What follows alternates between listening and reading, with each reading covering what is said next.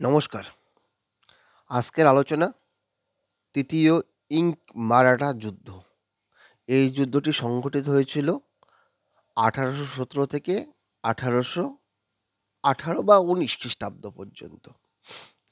এই তৃতীয় ইঙ্ক মারাঠা যুদ্ধ আলোচনা করার ক্ষেত্রে যে তিনটি বিষয়ের উপরে গুরুত্ব দিয়ে বিষয়টি আলোচনা করব সেটা হচ্ছে গিয়ে তৃতীয় ইঙ্ক মারাঠা যুদ্ধের কারণ কী ছিল, যুদ্ধের গতি প্রকৃতি এবং তৃতীয় ইঙ্ক মারাঠা যুদ্ধের ইতিহাসে বা মারাঠা ইতিহাসে কতটা গুরুত্বপূর্ণ।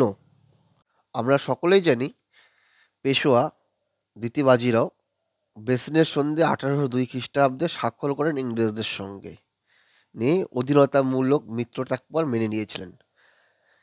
কিন্তু ইংরেজদের ক্রমবর্ধমান প্রভুত্ব তার কাছে, দ্বিতীয় বাজিরাওয়ের কাছে খুবই দুর্বিষহ হয়ে ওঠে।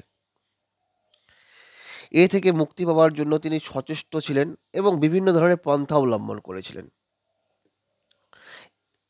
তাছাড়াও অন্যান্য মারাঠা সামন্তগণ ইংরেজদের বিরুদ্ধে প্রবল ক্ষুব্ধ হয়ে অস্ত্র ধারণের জন্য তৈরিও হচ্ছিলেন। পেশোয়া ও মারাঠা নেতৃবৃন্দের কার্যকলাপ সম্পর্কে ইংরেজ কর্তৃপক্ষ আবার অবগত ছিলেন।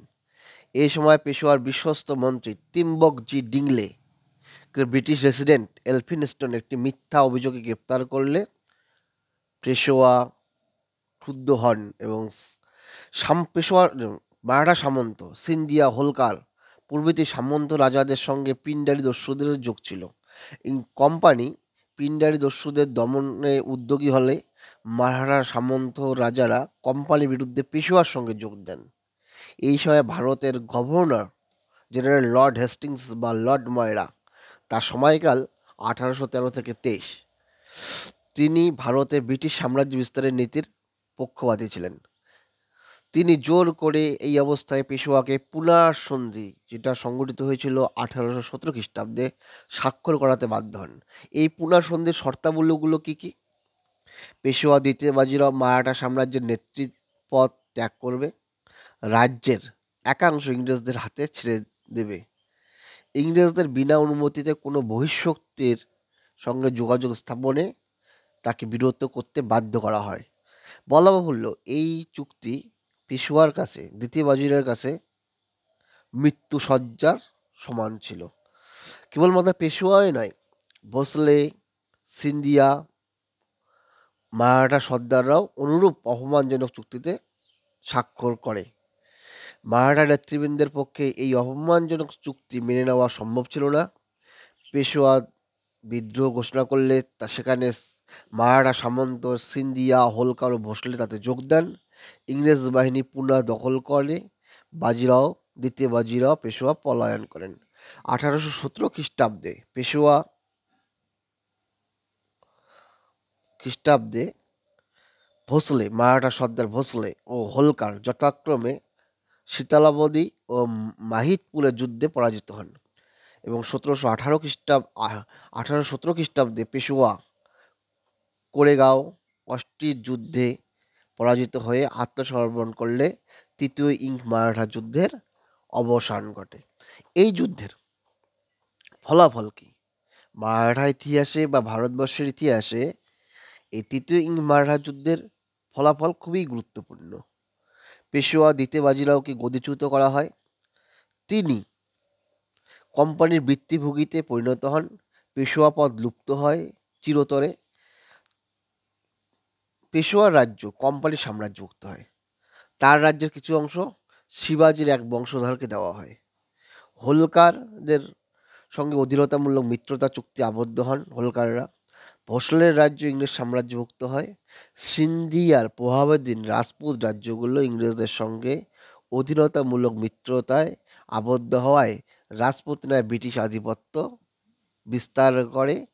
এইভাবে 1817 খ্রিস্টাব্দের মধ্যে পাঞ্জাব ও সিন্ধু প্রদেশ ছাড়া সমগ্র ভারত প্রায় ব্রিটিশ সাম্রাজ্যের আওতায় এসেছিল। মারাঠা সাম্রাজ্যের পতনের ফলে ভারতে ইংরেজদের সবচেয়ে প্রবল প্রতিদ্বন্দ্বীর অবসান ঘটে। ইংরেজরা ভারতে অপ্রতিহত ক্ষমতার অধিকারী হন।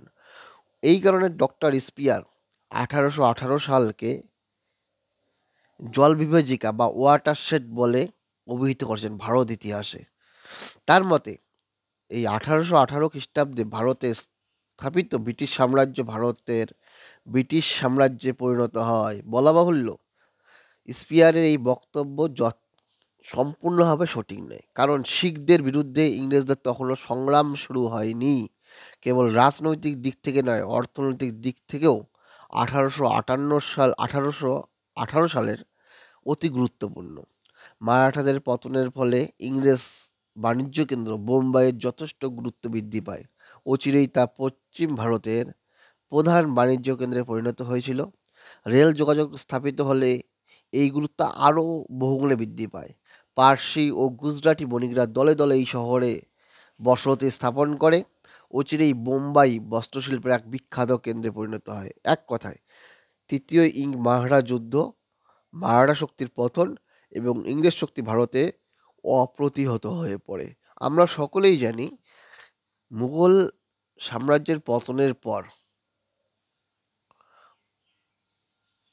ভারতের প্রধান ব্রিটিশ প্রতিদ্বন্দ্বী ছিল এই মারাঠারা। এই মারাঠাদের পতন ব্রিটিশ শাসনকে ভারতে অপ্রতিহত ক্ষমতার অধিকারী করে তোলে। এই আলোচনার মধ্যে আমাদের যে জিনিসগুলো মনে রাখতে হবে, যে তৃতীয় মারাঠা যুদ্ধ, যেটা 1817 থেকে 18 সালে সংঘটিত হয়েছিল, এই যুদ্ধের কারণ কি ছিল? এই যুদ্ধের কারণ হিসাবে বলা যায় বিজনেস সন্ধি, যার প্রেক্ষাপটে দ্বিতীয় মারাঠা যুদ্ধ হয়েছিল। সেই বিজনেস সন্ধির বিষ এই তৃতীয় মারাঠা যুদ্ধেও লুকিয়েছিল।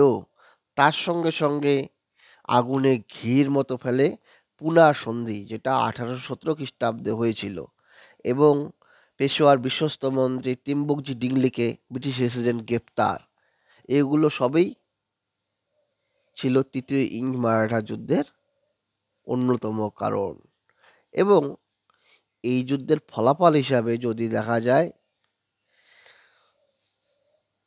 সেটা একটা সাম্রাজ্যিক দিক থেকে, একটা অর্থনৈতিক দিক থেকে। সাম্রাজ্যিক দিক থেকে ভারতবর্ষে ব্রিটিশ সাম্রাজ্য অপ্রতিহত ক্ষমতার অধিকারী হয় শুধুমাত্র পাঞ্জাব ও সিন্ধু অঞ্চল ছাড়া, এবং অর্থনৈতিক প্রেক্ষাপটে এটা বোম্বাই নগরী এই মারাঠা সাম্রাজ্যের পতনের ফলে বস্ত্রশিল্পের পীঠস্থানে পরিণত হয়েছিল। ধন্যবাদ।